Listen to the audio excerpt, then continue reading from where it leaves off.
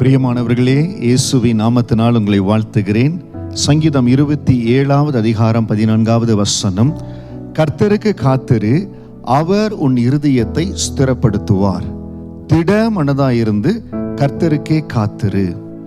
இன்னைக்கு நம்ம மனது திடமா இருக்கிற பொழுது, ஒரு ஓட்டப்பந்தயத்தில் ஓடுகிற, முதலாவது வரணும்னு ஓடுகிற ஒரு மகன் ஒரு மகள் என்ன செய்யறாங்க? தைரியமா ஓடுறாங்க, நான் ஜெயிச்சிருவேன்னு. வாழ்க்கையில நம்ம ஒவ்வொருவரும் ஜெயிக்கணுங்க. ஜெயிக்கிறதுக்கு எது முக்கியம்னா மனது திடமா இருக்கணும். எது வரையினும், எந்த அலைகள் வந்து மோதினும் எனக்குள்ள இயேசு இருக்கிறார். எனக்குள் இருக்கிற ஆவியானவர், எனக்குள் இருக்கிற இயேசப்பா என்னை பலப்படுத்துவார், என்னை ஆண்டவர் வழி நடத்துவார். அவருடைய பலன் எனக்குள் இருக்கிறது. எப்பொழுது நான் அப்படி திடனடைய முடியும்? கர்த்தருக்கு காத்திரு, அவர் உன் இருதயத்தை ஸ்திரப்படுத்துவார். ஜெபத்துல, அவருடைய வேதத்தை வாசிக்கிறதுல பாருங்க. இன்னைக்கு உங்களுக்கு 2 ரகசியத்தை சொல்லுகிறேன். இந்த வாழ்க்கையில நான் ஓடி ஜெயம் எடுக்கணும். கர்த்தர் எனக்கென்று வைத்திருக்கிற காரியங்கள் அதனதன் காலத்துல நடக்கணும். தேவ சமூகத்தில் அவரை நோக்கி ஜெபிக்கிறதுலையும், அவர் கொடுத்த வேதத்தை வாசிக்கிறதுலையும், இது 2லையும் நீங்க காத்திருக்க உங்களை பயிற்றுவித்துக் கொள்வீர்கள் என்றால், சில வேளைகள் அந்த பயிற்சி இல்லை.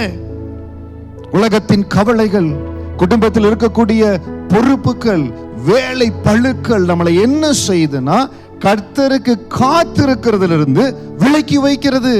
அதனாலதான் மனசு சோர்ந்து போகிறது. அன்பான மகனே, மகளை, நீங்க என்ன செய்யணும்?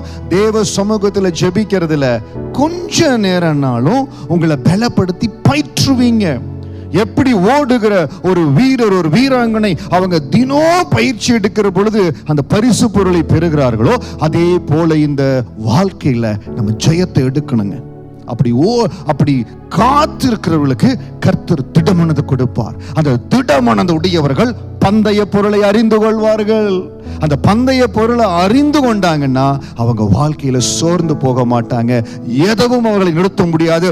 எப்பேற்பட்ட சுனாமி வந்தாலும் பந்தய பொருளை பார்த்து ஓடுகிற ஒரு மகனை, மகளை எதுவும் தடுக்க முடியாது. இன்றைக்கு முடிவு செய்யுங்க, நான் கர்த்தருக்கு காத்திருக்கிறதுல, அவரோடு பேசுகிறதுல, ஆண்டவரிடத்துல ஜெபம் பண்ணுகிறதுல, வேதத்தை வாசிக்கிறதுல நான் சோர்ந்து போக மாட்டேன், பலவீனம் அடைய மாட்டேன். ஏன் பலத்துல, கொஞ்ச பலத்துல நீங்க உண்மையா இருங்க. அநேகத்துக்கு ஆண்டவர் உங்களை அதிபதி ஆக்குவார். கர்த்தருக்கு காத்திருப்பதனுடைய ரகசியத்தை கேட்டிருக்கிறீங்க, அதை அபியாசப்படுத்துங்க. கர்த்தர் உங்க வாழ்க்கையை மேலான நிலைகளுக்கு கொண்டு போவார். God bless you.